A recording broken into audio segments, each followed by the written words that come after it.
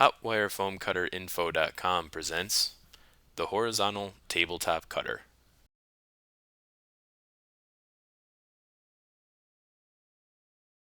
The horizontal tabletop cutter is meant to be an addition to the existing vertical tabletop cutter designs.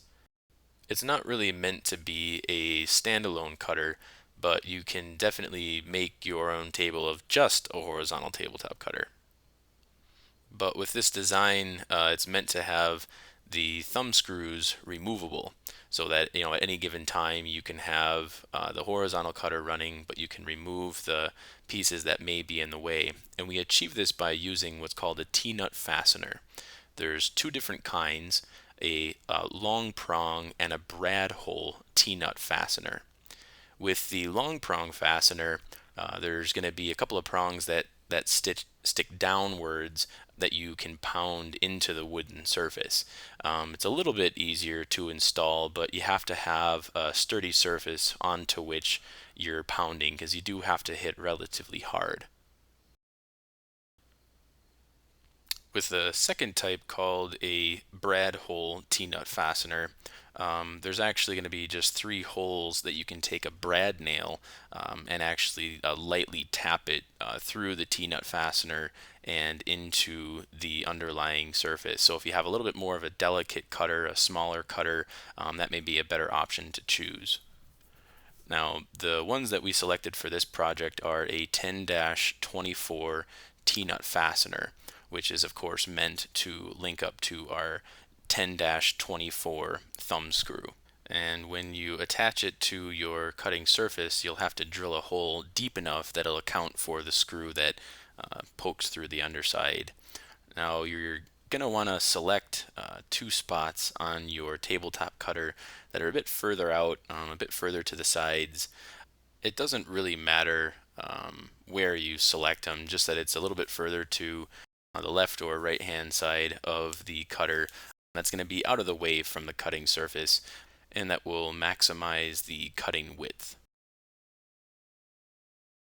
Next, you're going to want to choose a drill that's going to be slightly larger than the actual T-nut component, so you can guarantee a smooth passage for the thumb screw.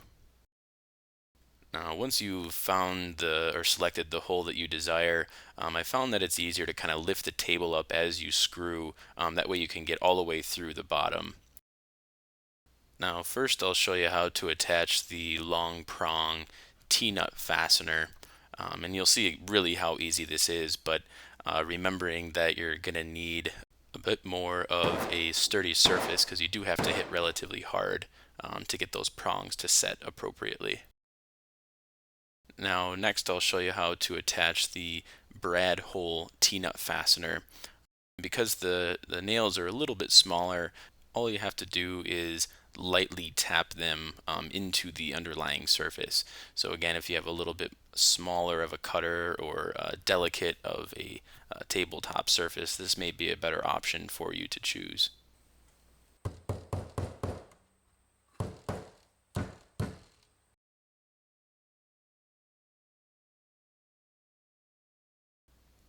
And once you have all the brad nails in place, I found that it's always helpful to take a thumb screw and make sure that you have a smooth transition and that nothing's catching up. Now to talk about the thumb screws a little bit, I really didn't want to overthink this. There's really no right or wrong way to do it. Basically what I figure is two thumb screws, two wing nuts, four washers, and then a figure of eight screw or an extension spring if you so choose. The general layout is just trying to put the spring and the figure of eight between the two washers and simply cinching them down.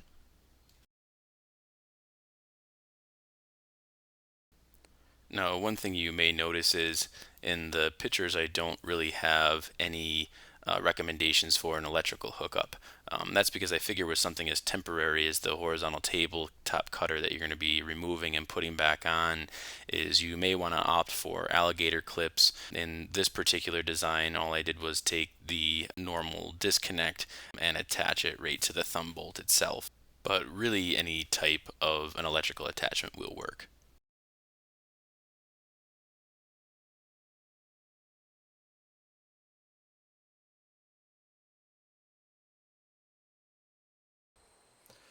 We'll start by setting our height to 1 inch. So what you're going to want to do is take the bottom wing nut and actually set the height of your wire so that it can rest down on it. And then once you have your height set, you can screw the top thumb screw to pinch the two together. So why don't we at least do the spring side first? All right, that's just about right.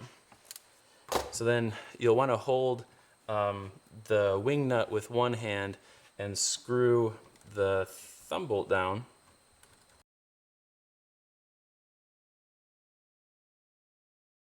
There. Now that way this is nice and tight and it won't move up or down on you.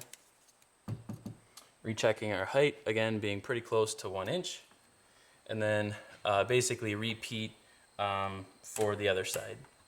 So you're going to want to set the level of your wire to 1 inch and just keep changing the actual wing nut here until you get it to about 1 inch.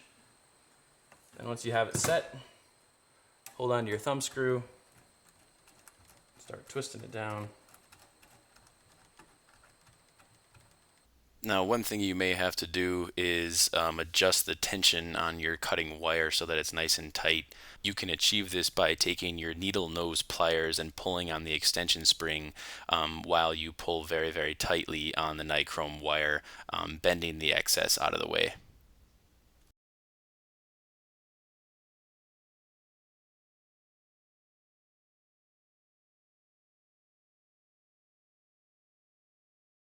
For this demo, I'll be cutting upholstery foam just to show you guys that your hot wire foam cutters can cut more than just extruded polystyrene. And what I've found is that sometimes when you try to move certain types of foam across your table, is it might have a tendency to kind of hop as you push it. So if you just take a normal thin piece of cardboard, this is actually just a couple mil thick. You can take hardboard or anything else that you may have. But this is just like the stuff that you can buy a rack of pop cans on. If you set it underneath your foam and you press down, is then you'll be able to slide it a lot easier on the top of your tabletop cutter so it doesn't have that jump.